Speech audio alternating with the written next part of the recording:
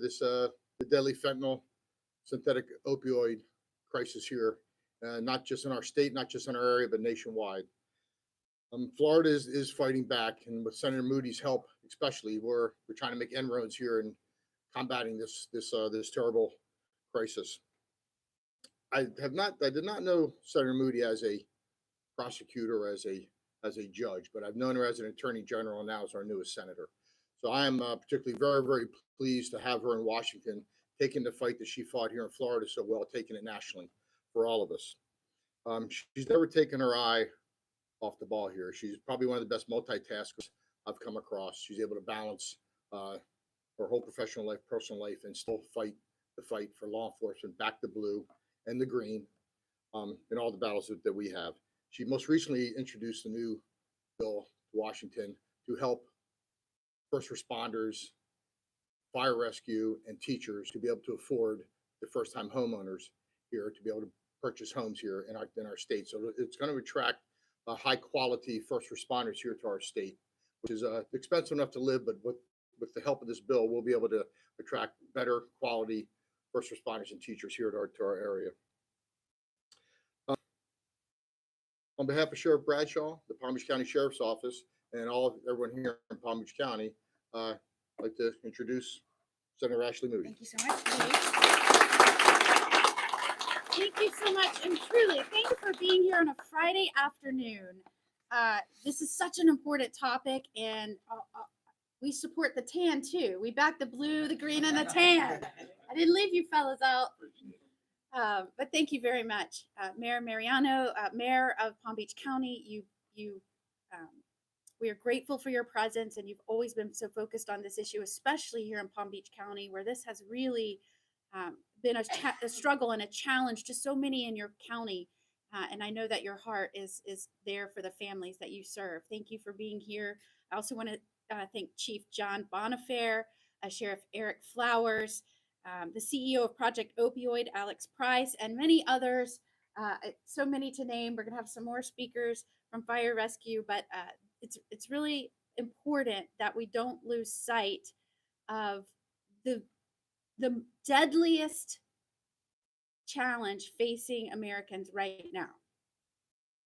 So it oftentimes, because we have so much going on, especially as leaders, and all of us in this room, if you're here and you care about this, you are a leader right now in your community.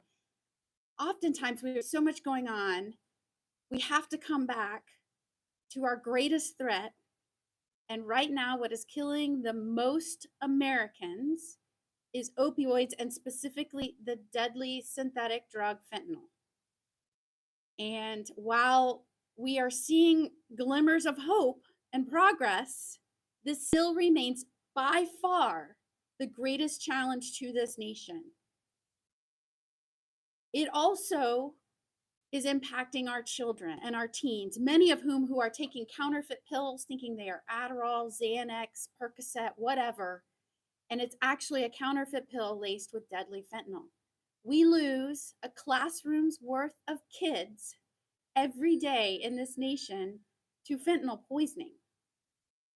As a mother of a school-aged kid, as an attorney general, as your newest senator, this cannot keep happening in a nation where we have the tools and resources and organizational efforts and structures to attack it.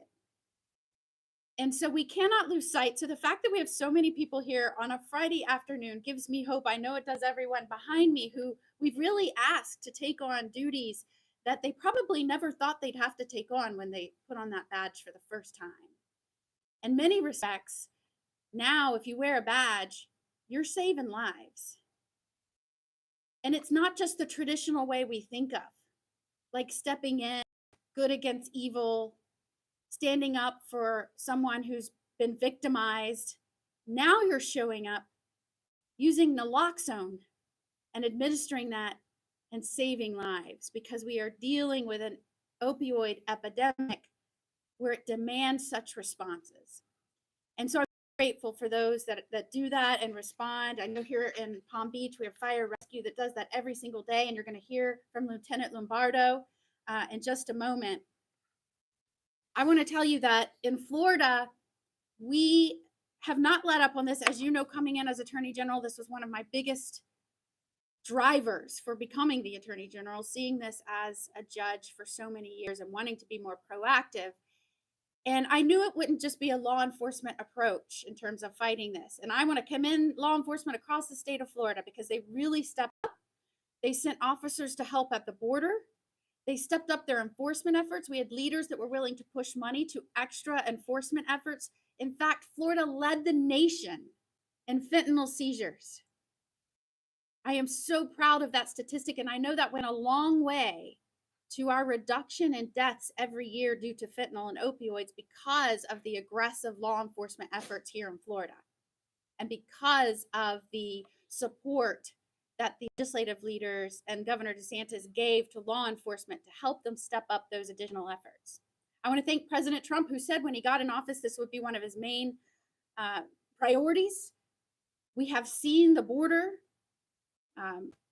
secured. I think we are seeing illegal immigration down 93%, and those crossings and that pouring into our country certainly paralleled the pouring of fentanyl into this country. So I want to thank President Trump. As many of you know, 2 years ago, I called for the cartels to be designated as foreign terrorist organizations.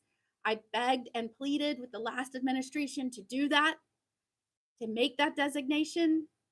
It did not get done, but thankfully President Trump just did that as soon as he took office. And that is going to go a long way in our additional efforts. But in Florida, we knew it wouldn't just be about law enforcement efforts. We also noted that we needed to expand access to naloxone or Narcan, which is a life-saving drug. And so we've pushed it into the hands of our first responders, as many as we can identify that are willing to take on that responsibility. We now made it available within drugstores to family members, concerned ones that have someone that are dealing with a dependency. And all of that has gone into decreasing our death rate. And we've also pushed treatment. If you are someone that is addicted to opioids or drugs, it has never been more important than it is right now to get help, because we are seeing fentanyl and fentanyl-related substances laced in every drug imaginable. And so what you may have taken in the past will now kill you. And so if you are someone that struggled, we have partnered with Shatterproof. There is now treatmentatlas.org. You can go search your financial resources, your need. It will tell you where you can go to get help. We've been pushing that to Floridians, and we want to make sure that their families know that is available, because oftentimes it is the families that is suggesting it and pushing it and holding it out as an opportunity when someone needs it the most. So treatmentatlas.org. I advise everyone to get help. It is now more important than ever. Right here in the West Palm Beach Medical Examiner's District, I am proud to announce that in our last available reporting, we saw a stagnation of deaths, a slight increase, but a stagnation. But we still have a lot of work to do within this area. So in this area specifically, it is in the top 3 of number of opioid fentanyl deaths in the state. And that is concerning as we're trying to drive those numbers down.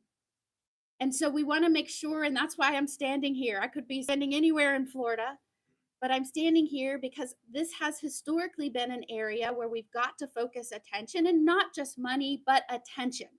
I've had some great productive discussions with other partners today on ideas on what we can do to push this message out.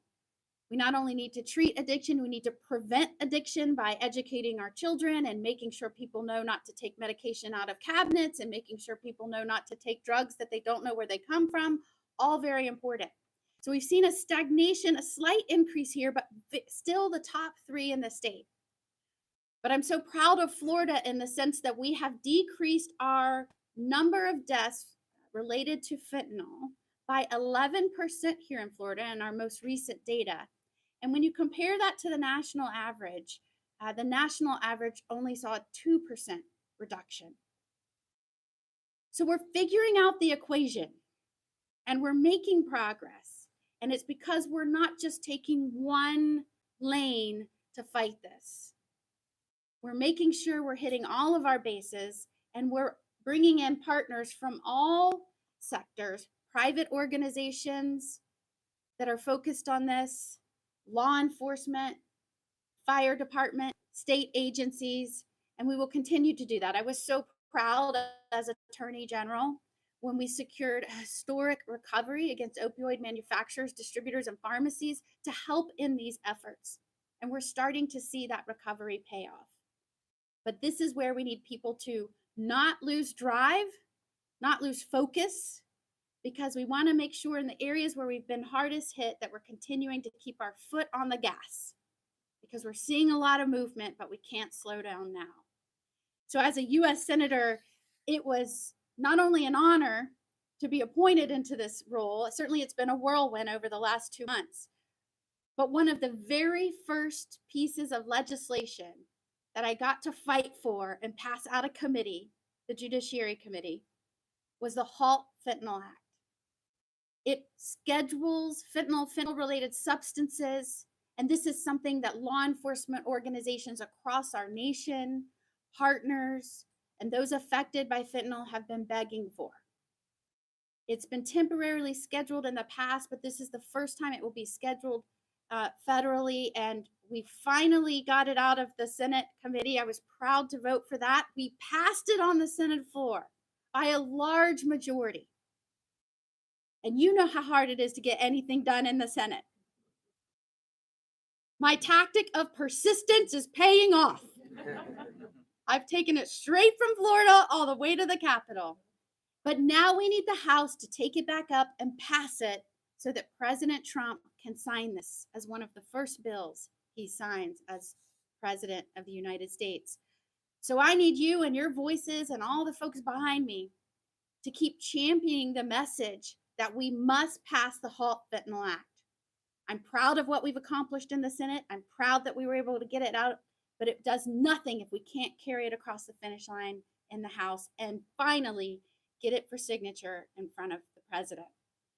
So I appreciate you being here today as we together ask for a renewed commitment to fighting the fentanyl crisis right here in Palm Beach, right here in the West Palm Beach Medical Examiner District, where we're wanting to improve those numbers. We want to step up our efforts across Florida to make sure Florida continues to lead by example for the rest of the nation, not only in our actions, but in demonstrated performance. And I ask you and all of Florida to make sure your voices are heard, that the House hears our need here in Florida and across the nation, that it is time, finally, to pass the HALT Fentanyl Act. And thank you so much for joining us. And I am proud to call up Palm Beach County Fire Rescue Lieutenant Lombardo. Thank you. Good afternoon. Thank you guys for having us here. So first of all, I wanted to thank our partners with PBSO, law enforcement, and our elected officials from local, state, and national party that have our back on this. And the reason why I'm saying this is I feel like I've been doing this for a long time.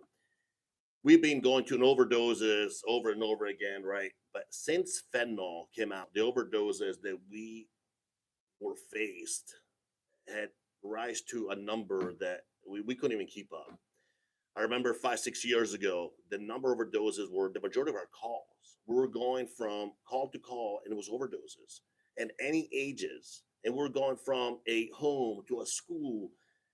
And we found ourselves that we had so many overdoses and all related to fentanyl. And I saw it as we're kind of by ourselves, right?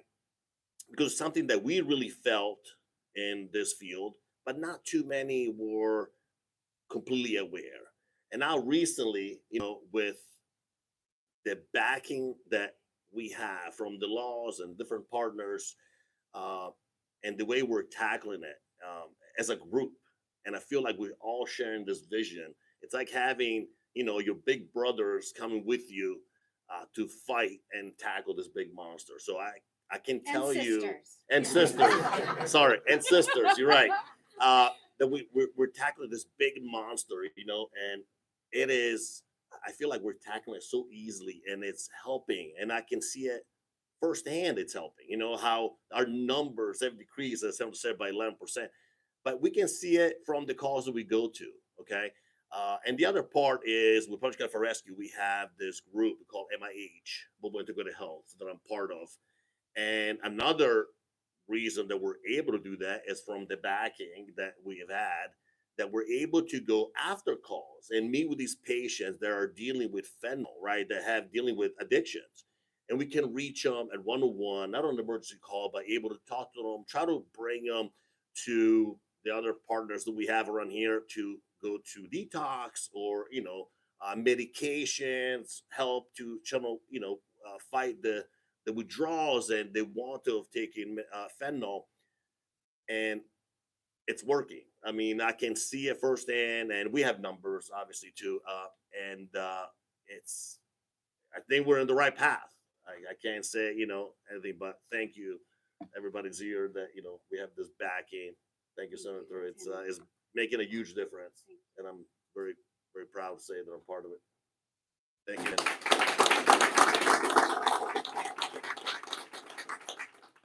Hello, my name is Jim Rao with Families Against Fentanyl. We started this organization in 2017. My son, Tom, was killed in 2015 with a dose of acetyl fentanyl sent from the Zhang drug trafficking organization in China. The great work of the investigators traced that poisoning all the way back to the Zhang drug trafficking organization in China. And in 2017, they were indicted, and for the murder of my son, they sent a contingent to the Ministry of Justice in China, where they confronted the Chinese government with this poisoning. They put on a 3-day prosecutorial of the Zhangs, and after 3 minutes of deliberation, they set the Zhangs free, who were later confronted by 60 Minutes, Bob Anderson in the market, and was shown on 60 Minutes, and he said, "What do you say to the parents of these children that you're killing in the United States?" And at that time, he was accosted by the secret police and run out of China. Since then, the growth of fentanyl has become the leading killer of Americans 18 to 45. We did that statistic 1 month as part of our organization.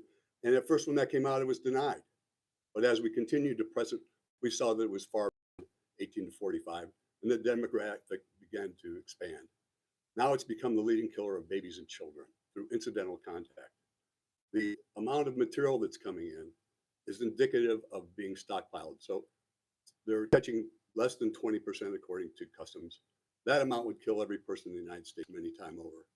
A kilo of fentanyl will kill 500,000 people. The actual cost of it would only be maybe $10 for the kilo, because it's based upon petrochemicals that have massive amounts of use in every industry. Aniline is a basic chemical for tons of rubber and plastics. Then we go to something even worse, to carfentanil. Carfentanil, instead of killing 500,000, has the capacity to kill 50 million. This material can be dispersed in the most rudimentary ways, in the air, food, or water supply by using solvents of all different types, and it can also be made to be transdermal. So in looking at this growth of this horror and watching not only my friends and neighbors, but the whole country suffer under this, it's not only draining the will of the people whose hearts have been broken, which is not just the parents, but all their friends and relatives and all the rest of the ancillary damage that it's doing and uncertainty. We're looking at this HALT Fentanyl Act to begin to close the door on this material. I think it'll be an extremely important step forward.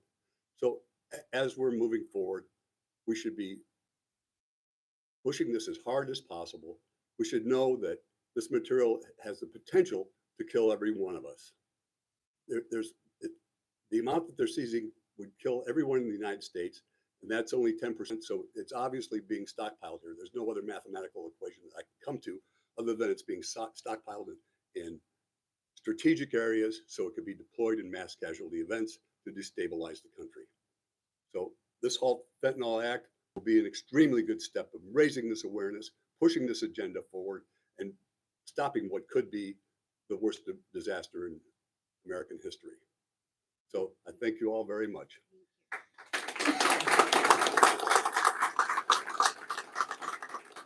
In speaking with Mr. Rao, CEO Price, so many families across this state, what has driven many people to start doing more in this space and advocating and trying to come up with solutions and being a part of the solution has been their own personal loss of a son or a daughter or a mother.